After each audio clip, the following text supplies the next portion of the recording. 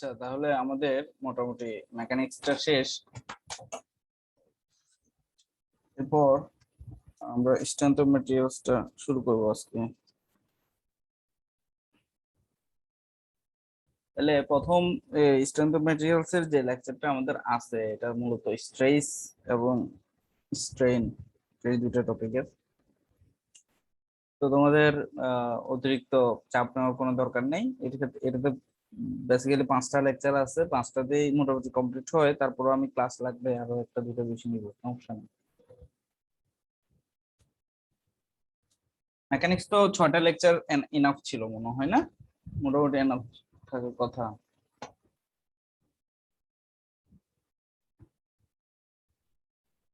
ঠিক আছে, আমরা দেখি প্রথমে যে স্ট্রেস, যে stress of materials lecture 1 stress লেখা আছে এবং 1 নম্বরে আছে নরমাল স্ট্রেস। নরমাল স্ট্রেসে আমরা সূত্র জানি সবাই, এটাকে সিগমা অর এস যে কোনো একটা কিছু দিয়ে আপনি প্রকাশ করতে পারেন, কোনো সমস্যা নেই। এবং এটা কিন্তু আমার এরিয়া যে প্লেনটা আছে, হ্যাঁ, এই প্লেনের সাথে বল ফোর্সটা আমার হবে 90 ডিগ্রিতে। অর্থাৎ কোন একটা প্লেনে আমার যদি 90 ডিগ্রিতে লোড পড়ে, এই যেমন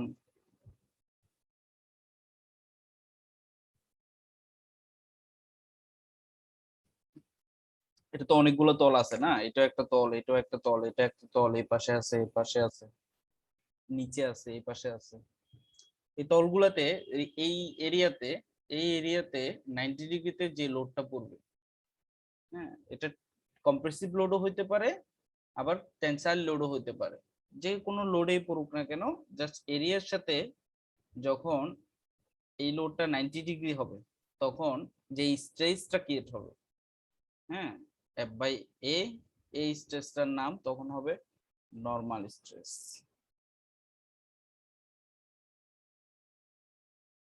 ঠিক আছে, আশা করি বুঝছেন। যেমন আমি যদি এই প্লেনটা কনসিডার করি, শুধুমাত্র এই প্লেনে আমার একটা লোড আছে এফ, তাহলে এই প্লেনের যে স্ট্রেসটা ক্রিয়েট হবে, ওই স্ট্রেসটা S or sigma equal F by A. এই কোনটা? এই প্লেনটার এরিয়া। ঠিক আছে, এটা হচ্ছে নরমাল স্ট্রেস। আর লোডটা টেনসাইলও হইতে পারে, কম্প্রেসিভও হইতে পারে। এটা ভিতরের দিকেও যাইতে পারে, বাহিরের দিকেও যাইতে পারে। যদি বাহিরে আসে তাহলে টেনসাইল, আর যদি ভিতরের দিকে যায় তবে কম্প্রেশন বা কম্প্রেসিভ কম্প্রেসিভ লোড। ঠিক আছে, আর স্ট্রেসের যে সংজ্ঞাটা, হ্যাঁ, স্ট্রেসের যে সংজ্ঞাটা সেটা কিন্তু এভাবে বলবেন যে একক ক্ষেত্রফলের উপর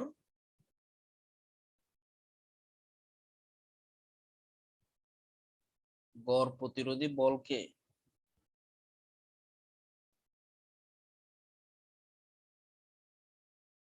স্ট্রেস বলে। লেখাটা একটু বৃষ্টি হচ্ছে, বাট আমার কথার সাথে লেখাটাকে মিলাবেন। একক ক্ষেত্রফলের উপর গড় প্রতিরোধী বলকে স্ট্রেস বলে। ঠিক আছে,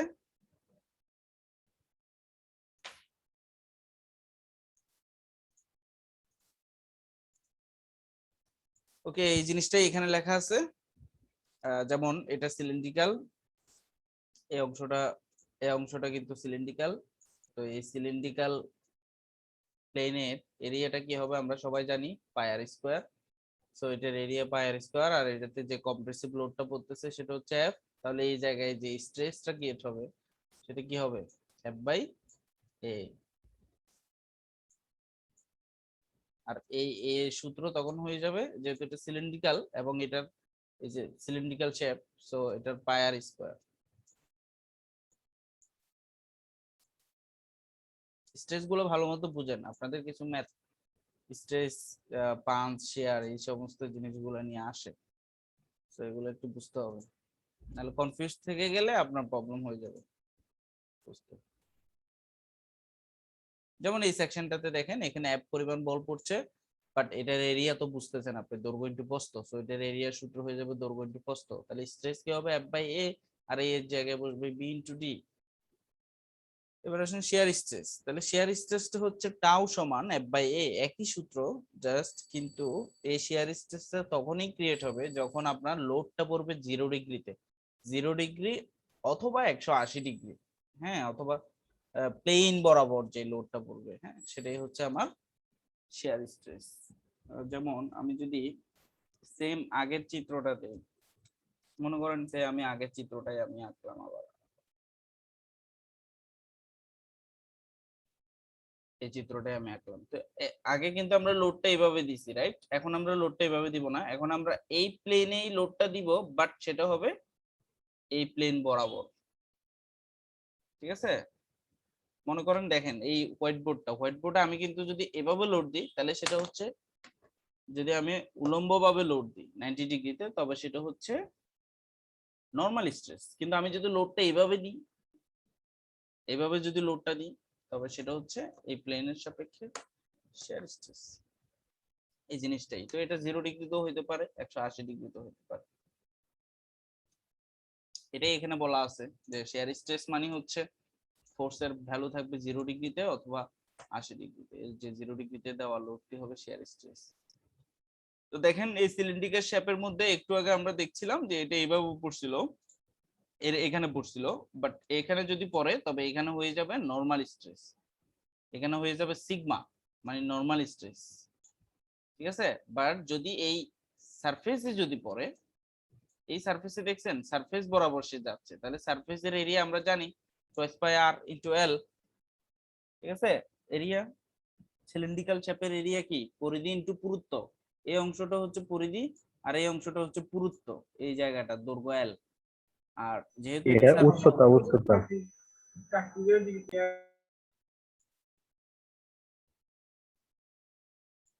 দৈর্ঘ্য যেহেতু এল, তো এটার ক্ষেত্রফল হবে 2 পাই আর ইনটু এল। আর এটা 0 ডিগ্রি বা 180 ডিগ্রিতে সারফেস বরাবর যেহেতু লোডটা পড়ছে, তাহলে এটা হবে অবশ্যই এই সারফেসের জন্য শিয়ার স্ট্রেস। যেমন এটাতে দেখেন রেক্টেঙ্গুলার শেপটাতে এটা এভাবে পড়ে নাই, কিন্তু এভাবে পড়ে নাই, এভাবে পড়লে এই প্লেনের জন্য হয়তো সে নরমাল স্ট্রেস, বাট এভাবে পড়ছে, এইভাবে যেহেতু পড়ছে তার মানে বোঝা যাচ্ছে এটা এই প্লেনের জন্য কি স্ট্রেস, শিয়ার স্ট্রেস। ঠিক আছে, আশা করি ব্যাপারটা আপনারা একটু একটু বুঝতে পারছেন কি বলতে চাচ্ছি। তাহলে এখানে ডিপেন্ড করবে নরমাল স্ট্রেস শেয়ার স্ট্রেস, এটা মুখস্থর কোনো কিছু না, এটা আপনারা অনেকেই মুখস্থ করেন যে শেয়ার স্ট্রেস মানে পাই ডিটি। হ্যাঁ, আমি দেখছি অনেকেই এটা মুখস্থ করে ফেলে যে শেয়ার স্ট্রেস মানেই পাই ডিটি, বাট শেয়ার স্ট্রেস মানেই পাই ডিটি না। আপনার যেই প্লেন বরাবর শেয়ার স্ট্রেসটা হচ্ছে, ওই প্লেনের এরিয়াটা যদি রাউন্ড হয়, গোলাকার হয়, তাহলে তার সূত্র পাই ডি স্কয়ার বা 4 হইতেই পারে। ঠিক আছে, ওটা যদি রেক্টেঙ্গুলার হয়, ওই প্লেনের দৈর্ঘ্য ইনটু প্রস্থ হইতেই পারে। ঠিক আছে, ওটা যদি সিলিন্ড্রিক্যাল হয় তবে ওটা পাই ডিটি বলেন, এই যে এখানে পাই ডিটি আসছে আর কি, টুয়াইস পাই আর ইনটু এল, এই জিনিসটা মানেই পাই ডিটি, তাই না? এই যে 2 আর আর মিলে কি হয় বলেন তো, ডি।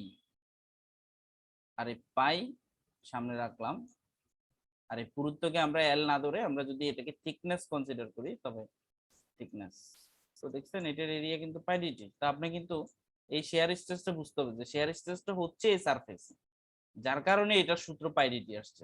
শেয়ার স্ট্রেস যদি এখানে হইতো, এখানে কিভাবে শেয়ার স্ট্রেস হইতো, যদি আমি লোডটা এই বরাবর 0 ডিগ্রিতে অথবা 90 ডিগ্রিতে দিতাম, 0 ডিগ্রি অথবা 180 ডিগ্রিতে দিতাম, তবে এই প্লেনে কিন্তু সে হইতো শেয়ার স্ট্রেস। তখন কিন্তু এই প্লেনের এরিয়া কিন্তু আপনি পাই ডিটি লিখলে ভুল হয়ে যাবে না, আপনাকে তখন লিখতে হবে কি পাই আর স্কয়ার, পাই আর স্কয়ার অথবা পাই ডি স্কয়ার বাই 4। ঠিক আছে, এই হলো শেয়ার স্ট্রেস এবং নরমাল স্ট্রেসের ব্যাপারটা। এরপর দেখেন ব্যান্ডিং স্ট্রেস। ব্যান্ডিং স্ট্রেসটা হচ্ছে ওই স্ট্রেস যেখানে আপনার মনে করেন কোন একটা বিম বা বার, ওটাকে সেন্টারে একটা লোড দিচ্ছেন আপনি, হ্যাঁ, ওই সেন্টারে লোড দেওয়ার কারণে সে ব্যান্ড হয়ে যাওয়ার টেন্ডেন্সি থাকে, যে সে ব্যান্ড হয়ে যাবে। হ্যাঁ, তখনই ওই সারফেসের মধ্যে, এই সারফেসের মধ্যে যে স্ট্রেসটা ক্রিয়েট হবে, এটা হচ্ছে আপনার, এই যে দেখেন এখানে কিন্তু এই জায়গায় কিন্তু স্ট্রেস গুলা ক্রিয়েট হচ্ছে, এই প্লেনে স্ট্রেস গুলা ক্রিয়েট হচ্ছে। তাহলে এই যে ব্যান্ড হয়ে যাওয়ার প্রবণতাটা, এটা হচ্ছে আপনার ব্যান্ডিং স্ট্রেস। সবচেয়ে মজার ব্যাপার হলো, আমি একটা জিনিস আপনাদেরকে বলি, তাহলে দেখেন আপনি এইরকম একটা বার নিলেন,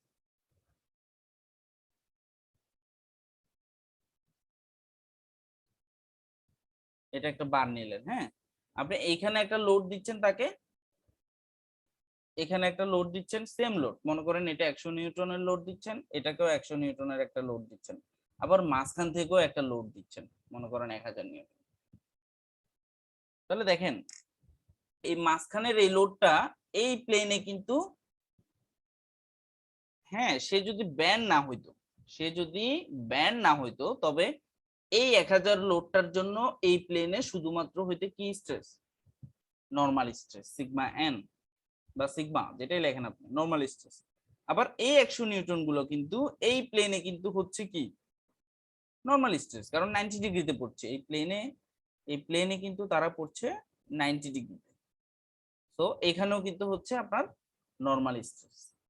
কিন্তু যদি এমন হয় ব্যাপারটা যে এই দুটাও লোড দিচ্ছে, তাহলে দেখেন তো এটা কম্প্রেসড হচ্ছে এবং এও 1000 নিউটনের নিচের দিকে চাপ দিচ্ছে, তাহলে কিন্তু সে কি হচ্ছে, ব্যান্ড হচ্ছে। কিন্তু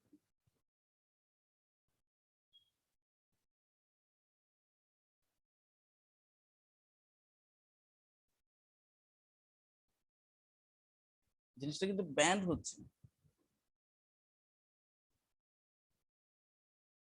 তখন কি আসবে, তখন নরমাল স্ট্রেসের ক্যালকুলেশনটাও আসবে, নরমাল স্ট্রেসের ক্যালকুলেশনটাও আসবে, প্লাস মাইনাস ব্যান্ডিং স্ট্রেসের ক্যালকুলেশনটাও আসবে। ঠিক আছে, এগুলো নিয়ে আমরা একটু পরে আলোচনা করব। এমনও হইতে পারে এটা নিয়ে আলোচনা নাও করতে পারি, বাট এই জিনিসটা আপনারা মনে রাখেন যে একটা বিমে বা একটা বারে নরমাল স্ট্রেস এবং ব্যান্ডিং স্ট্রেস দুইটা সিমুলটেনিয়াসলি ঘটতে পারে, এটা মাথায় রাখেন। ওকে, তাহলে বেন্ডিং স্ট্রেসের যে রিলেশনটা সেটা এম ওয়াই বাই আই, এটা বেসিক্যালি এটা আমরা অবশ্যই পরেও আলোচনা করব। এটা হচ্ছে এম বাই আই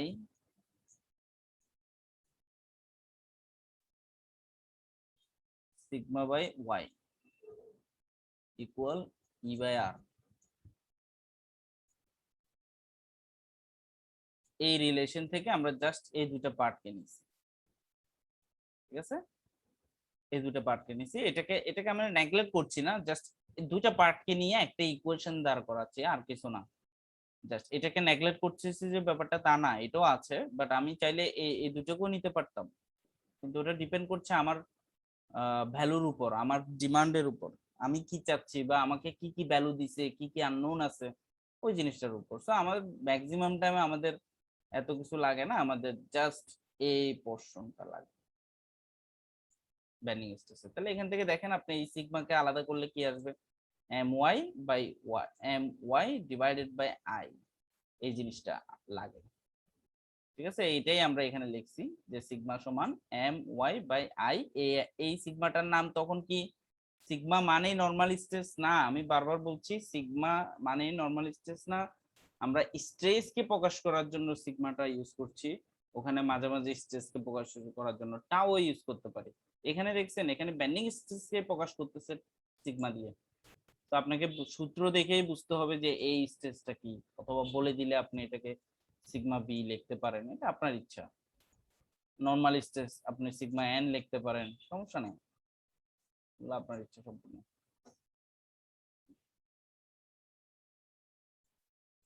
ওকে, তাহলে এগুলো আমরা এমনও আলোচনা করব পরে, ব্যান্ডিং স্ট্রেসের জন্য আলাদাই ক্লাস আছে, লেকচার আছে আমাদের। এবার আসেন punch and plate, punch and প্লেটের মধ্যে ব্যাপারটা কি ঘটছে এটা আমরা একটু আলোচনা করি। এটা আমাদের ম্যাথ আসে, একটা ম্যাথ প্রায় আসে।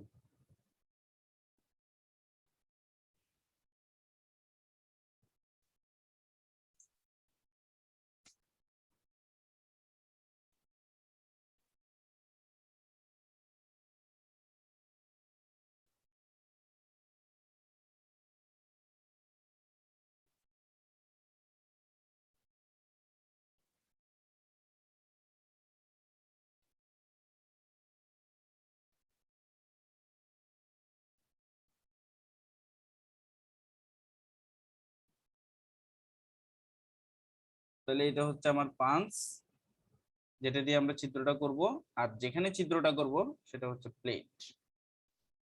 এই 5টা করার পর এই জায়গাটা হোল হয়ে যাবে, ঠিক আছে? তাহলে দেখেন ফার্স্ট অবস্থায় পাঞ্চের ব্যাপারটা একটু খেয়াল করেন। পাঞ্চটাকে আপনি লোড দিচ্ছেন, রাইট?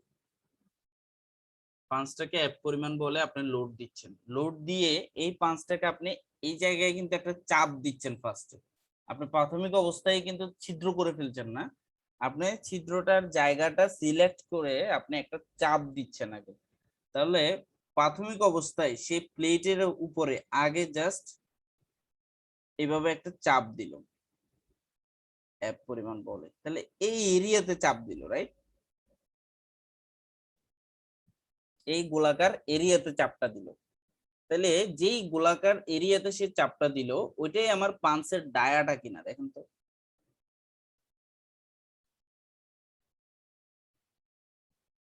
তার মানে ব্যাপারটা রোটেট, পাঞ্চটা রোট গোলাকার, গোলাকার যেহেতু আসছে তাহলে ওই পাঞ্চের এরিয়াটা কি আসবে?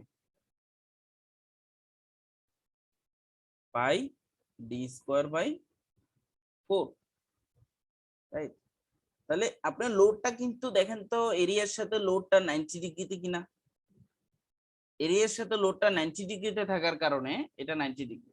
আপনি এরিয়ার সাথে লোডটা 90 ডিগ্রিতে থাকার কারণে পাঞ্চে যেই স্ট্রেসটা ক্রিয়েট হবে, পাঞ্চে যেই পীড়নটা তৈরি হবে ওই পীড়নটা হচ্ছে আমার নরমাল স্ট্রেস। যেহেতু পাঞ্চের যে এরিয়াটা সেটার সাথে আপনার লোডের যে ভ্যালু সেটা কিন্তু 90 ডিগ্রিতে আছে, সো পাঞ্চে আমার তৈরি হবে কি স্ট্রেস?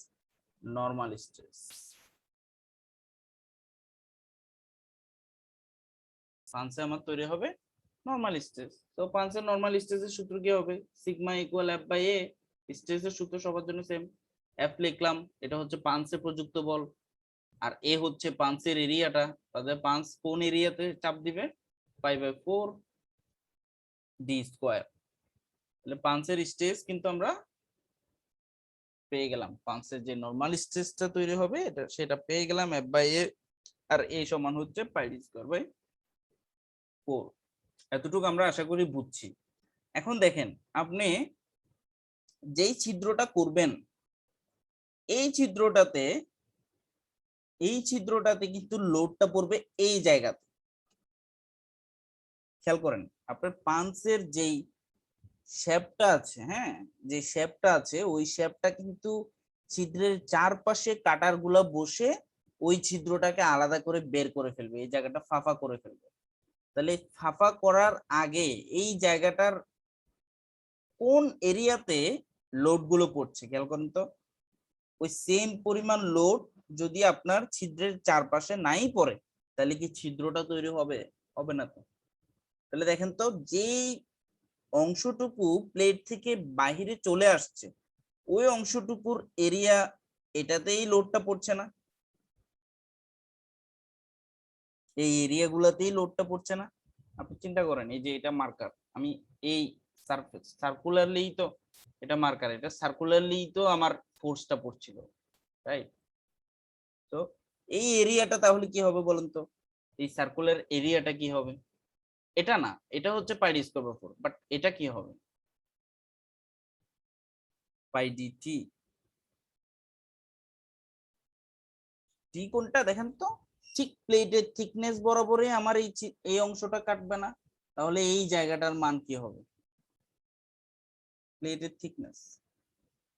আর এই এরিয়াটা কি হবে? পাই ডি। পাই ডি এর সাথে আমি যদি টি গুণ করি তবে আমি এই এরিয়াটা পাবো, রাইট?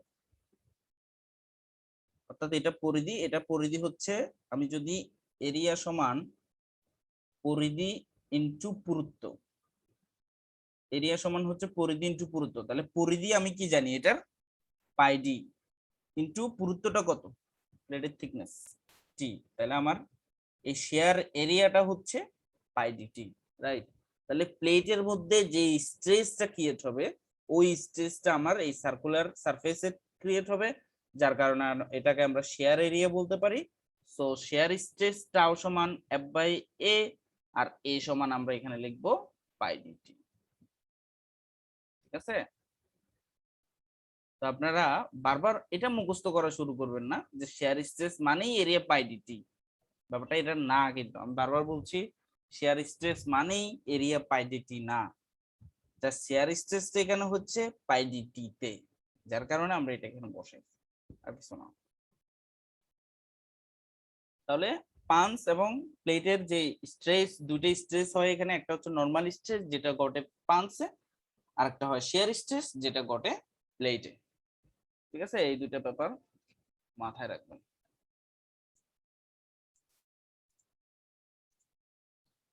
তো এখানে এই ব্যাপারগুলোই লেখা আছে।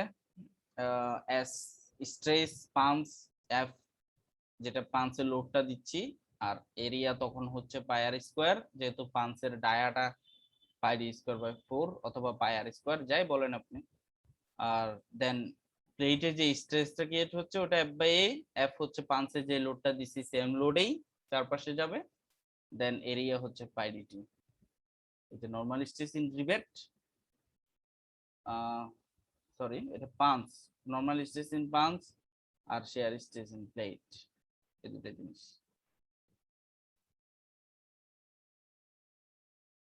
ওকে, এবার আসেন স্ট্রেস স্ট্রেন ডায়াগ্রাম, খুবই ইম্পর্টেন্ট, এটা বারবার পরীক্ষায় আসে এবং এটার বিভিন্ন জিনিস আমাদেরকে লিখতে বলে। তো আমরা এজ ইউজুয়ালি যে জিনিসগুলো জানি সেই জিনিসগুলো আগে বলি, দেন এখান থেকে আমরা আরো কিছু জিনিস জানার চেষ্টা করব। তবে এখানে বেসিক একটা জিনিস আগে জেনে নেন, সেটা হচ্ছে ম্যাটেরিয়াল কিন্তু বিভিন্ন টাইপের আছে, plastic material, ductile material, visual material. এই যে এখানে তিনটা ম্যাটেরিয়াল অলরেডি দেওয়া আছে, তিনটা ম্যাটেরিয়াল দেওয়া আছে। ব্রিটল ম্যাটেরিয়াল, ব্রিটল মানে ভঙ্গুর, বাংলায় যদি বলি ভঙ্গুর, হ্যাঁ ভঙ্গুর ধাতু। আর ডাকটাইল ম্যাটেরিয়াল হচ্ছে ডাকটাইল যেটা ভঙ্গুর না আর কি, যেটাতে elasticity, proportional limit, ultimate stress, এবং এক সময় গিয়ে সে ক্র্যাক করবে, এই জায়গাতে সে ক্র্যাক হবে, ব্রেকিং পয়েন্ট। তারপর আরেকটা হচ্ছে প্লাস্টিক ম্যাটেরিয়াল। ঠিক আছে, এটা ডায়াগ্রামটা এরকম। তা আপনাকে আপনাকে যদি বলে যে স্ট্রেস স্ট্রেন ডায়াগ্রাম অঙ্কন করো ব্রিটল ম্যাটেরিয়াল, ডাকটাইল ম্যাটেরিয়াল এবং প্লাস্টিক ম্যাটেরিয়াল, আপনি এই চিত্রটা দিবেন। ঠিক আছে, তিনটাই যদি একসাথে আঁকতে বলে তবে আপনি এই চিত্রটা দিবেন। আর আপনাকে আপনি এরপর যদি মনে করেন আপনাকে ব্রিটল ম্যাটেরিয়াল, ডাকটাইল ম্যাটেরিয়াল কিছু বললো না, আপনাকে ম্যাটেরিয়ালের নাম বললো, সে এরকম ম্যাটেরিয়াল একটা নাম বলেন, সে রাবার।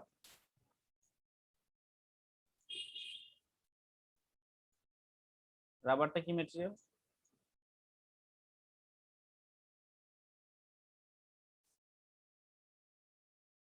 হ্যাঁ,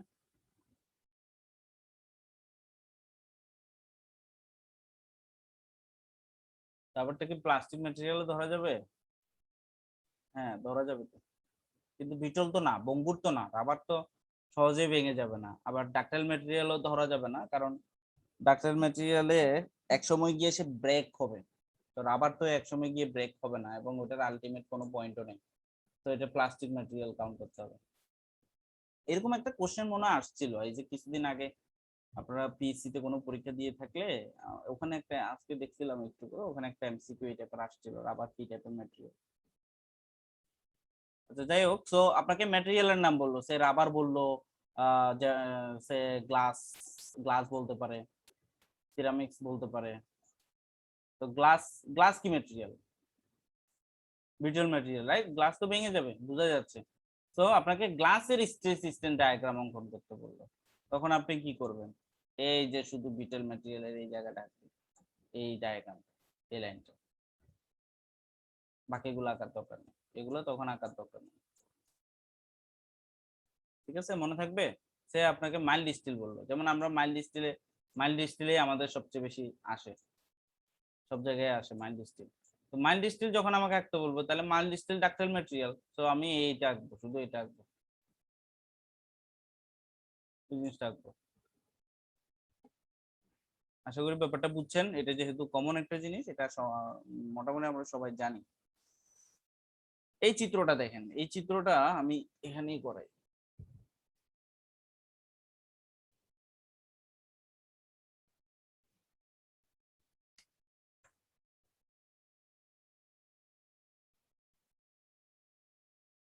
তাহলে এখানে থাকে আমার স্ট্রেস, আর এখানে থাকে আমার স্ট্রেইন, এটা এপসাইলন। মানে এটা হচ্ছে বিকৃতি আর এটা হচ্ছে পীড়ন। ওকে, তাহলে আমরা একটা ডাকটাইল ম্যাটেরিয়ালের ডায়াগ্রাম অঙ্কন করি। তাহলে ডাকটাইল ম্যাটেরিয়ালের এখানে তিনটা পয়েন্ট হয় পরপর,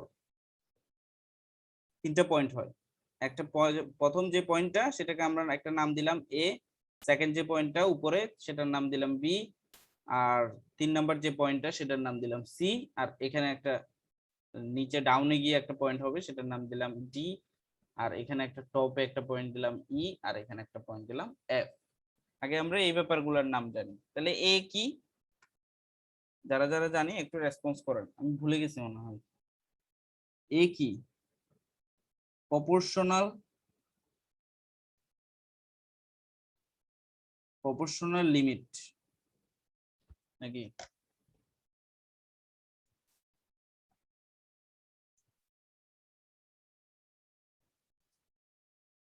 আচ্ছা, তাহলে এ নাম্বার যে পয়েন্টটা সেটা হচ্ছে প্রপোর্শনাল পয়েন্ট, এন্ড বি হচ্ছে ইলাস্টিক পয়েন্ট,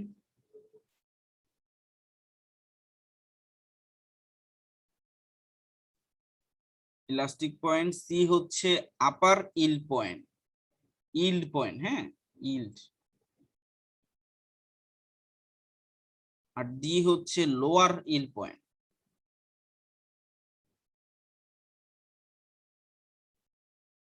ই হচ্ছে আলটিমেট স্ট্রেংথ,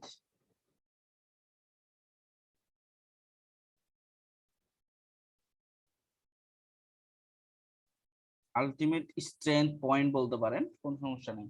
এফ হচ্ছে ব্রেকিং স্ট্রেংথ পয়েন্ট বা ব্রেকিং পয়েন্ট, ব্রেকিং পয়েন্টই বলি, সমস্যা নেই, আপনারা বুঝতে পারছেন কি বলতে চাচ্ছি।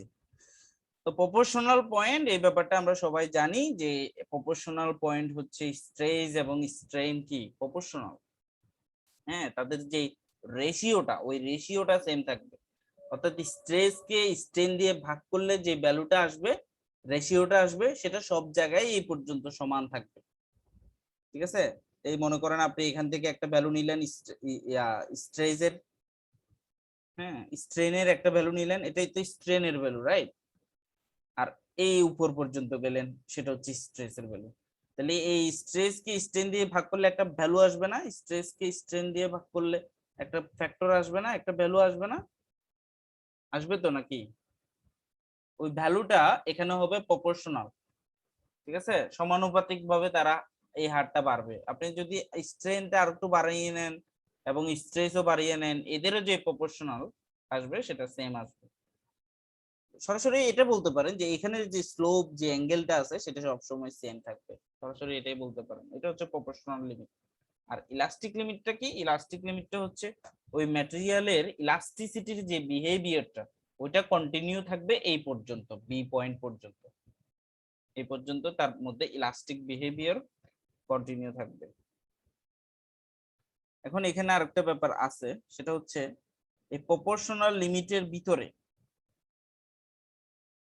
হ্যাঁ এই ইলাস্টিক লিমিটের আগ পর্যন্ত, প্রথম থেকে এই পর্যন্ত, এটাকে আমরা একটা নাম জানি, সেটা হচ্ছে ইলাস্টিক রেঞ্জ। এই আমি ভুল বললে আমাকে একটু স্মরণ করিয়ে দিবেন, ঠিক আছে, সমস্যা নাই, আমি মাইন্ড করি নাই সবাই। তো এই জায়গাটা ইলাস্টিক লিমিট পর্যন্ত, জাস্ট ইলাস্টিক লিমিট পর্যন্ত যে রেঞ্জটা সেটা হচ্ছে ইলাস্টিক রেঞ্জ। ইলাস্টিক রেঞ্জ থেকে শুরু করে একদম ব্রেকিং পর্যন্ত যে যে লেন্থটা, যে এরিয়াটা, সেটাকে আমরা বলতে পারবো প্লাস্টিক রেঞ্জ। এতটুকু আমরা আশা করি সবাই আগে থেকেই জানি। এরপর আসেন ইল পয়েন্ট। ইল পয়েন্টটা কি? ইল পয়েন্টটা হচ্ছে ওই পয়েন্ট যেখানেই ম্যাটেরিয়ালটা ব্রেক করা শুরু করবে, অর্থাৎ তার তার মধ্যে তার সর্বোচ্চ যে বলটা নেওয়ার অ্যাবিলিটিটা ছিল ওইটাতে যাওয়ার আগে সে কোনো একটা পয়েন্টে ব্রেক করবে, ওই ব্রেক পয়েন্ট হচ্ছে আপনার ইল পয়েন্ট বলতে পারেন। হ্যাঁ, যেখানে ইল মানে কি? ইল মানে হচ্ছে আপনি বিদ্ধ বলতে পারেন, ঠিক আছে, ওল্ড এর সাথে ইল্ড, জাস্ট বিদ্ধ। আমরা বিদ্ধ হলে কি একটু বেঁকে যায় না, বাট এটা সরি আমি একটা কথা বলতে চাচ্ছি, সেটা হচ্ছে মরে তো যাচ্ছি না, জাস্ট বেঁকে যাচ্ছি, ব্যাপারটা এরকম আর কি। তো ডি পয়েন্টে হচ্ছে লোয়ার ইল পয়েন্ট, দেন আলটিমেট স্ট্রেংথ এই পর্যন্ত সে ম্যাক্সিমাম লোড দিতে পারবে, দেন ওই ম্যাটেরিয়ালটা পয়েন্টে গিয়ে সে ব্রেক করবে। তো এই প্রপোর্শনাল লিমিটের পর্যন্ত যে এরিয়াটা আছে না, একদম প্রথম থেকে এইখানে আমি যদি একটা একটা যদি লম্ব লাইন টানি, এখানে একটা এরিয়া তৈরি হয়েছে কিনা, এখানে একটা এরিয়া তৈরি হয়েছে, এই এরিয়াকে আমরা বলতে পারবো মডুলাস অফ রেজিলিয়েন্স। এই এরিয়াটার নাম হচ্ছে মডুলাস অফ রেজিলিয়েন্স। রেজিলিয়েন্স শব্দটা দেখা যাচ্ছে না।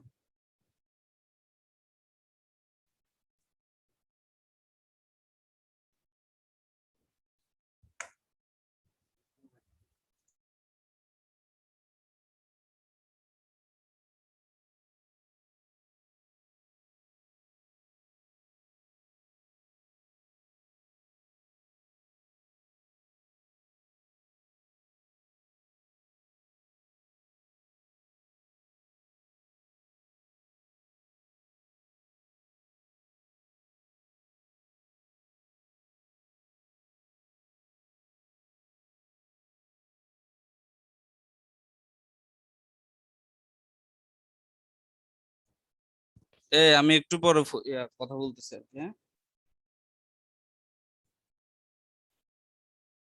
ও আচ্ছা, সরি। সেটা হচ্ছে এই এই পয়েন্ট পর্যন্ত, এই এখান থেকে আপনি যদি এই এরিয়াটা কনসিডার করেন, এই এরিয়াটা নাম হচ্ছে মডুলাস অফ রেজিলিয়েন্স।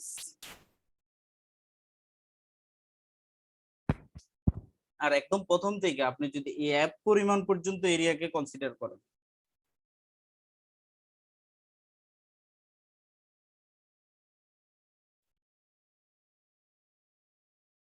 তবে এরিয়ার নাম হবে মডুলাস অফ টাফনেস।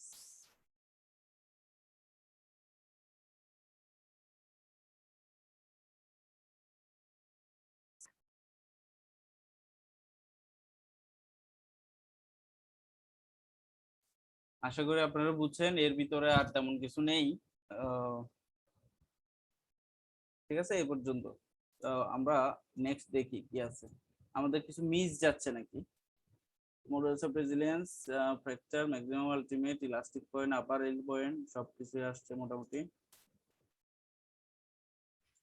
ওকে, আমাদের মোটামুটি এগুলা শেষ। এখন আমরা এখানে একটা কোশ্চেন আছে, এই কোশ্চেনটা সলভ করার চেষ্টা করি। দেখেন এখানে কি বলছে, ফাইন্ড দ্য স্মলেস্ট ডায়ামিটার, ক্ষুদ্র ব্যাসটা, বোল্ডের ক্ষুদ্র ব্যাসটা নির্ণয় করতে বলছে, that can be used in the clevis shown in figure if P 400 kilonewton. যদি পি এর মান 400 কিলোনিউটন হয়, আপনাকে স্মলেস্ট যে ডায়ামিটারটা সেটা নির্ণয় করতে বলছে, এবং the shearing strength of the bolt is 300 megapascal. এই বোল্ডের মধ্যে যে শেয়ারের যে স্ট্রেংথ আছে, হ্যাঁ, এটা হচ্ছে 300 মেগাপ্যাসকেল। তাহলে আপনি দেখেন, আগে চিন্তা করেন যে শেয়ার স্ট্রেংথ কিন্তু পাই ডিটি অলওয়েজ হবে না কিন্তু, ঠিক আছে, এটা এইভাবে মুখস্থ করার দরকার নেই। আপনি দেখেন আগে কোন জায়গায় যেই লোডটা, যেই লোডটা আমি দিচ্ছি, এটা কোন জায়গাতে আমার স্ট্রেস ক্রিয়েট করছে সেটা আগে দেখেন। এই দেখেন লোডটা কিন্তু আপনি এইভাবে দিচ্ছেন, রাইট? এভাবে লোডটা দেওয়ার কারণে ওই বোল্ডের এই দুইটা জায়গাতে কিন্তু স্ট্রেস ক্রিয়েট হবে, এই দুটো জায়গায়। তাহলে এই দুটো জায়গা দেখতে কেমন হবে?